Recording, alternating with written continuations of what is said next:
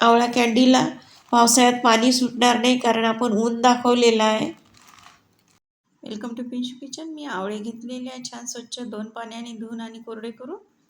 आता मी पातेल्यात पाणी ठेवलेलं आहे गरम व्हायला आणि चाळणीमध्ये आवळे स्टीम व्हायला ठेवलेले आहे. 15 ते 20 मिनटात छान स्टीम होते. स्टीम झाल्यानंतर बघा, आता त्याच्या फोडी करून घ्यायच्या. आपल्याला अलगद पाकळ्या निघते त्याच्या.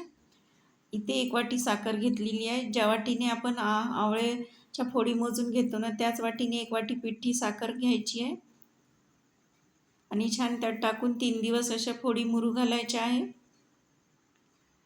याचा सविस्तर व्हिडिओ मी माझ्या चॅनलवर अपलोड केलेला आहे, त्याची मी लिंक देते तुम्हाला खाली.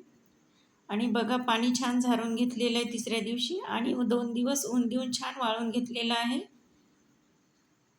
उन्हात वाळवल्यामुळे आपली ही 1-2 वर्ष आवळा कँडी टिकते. आवडल्यास सबस्क्राईब करा, लाईक करा आणि शेअर करा.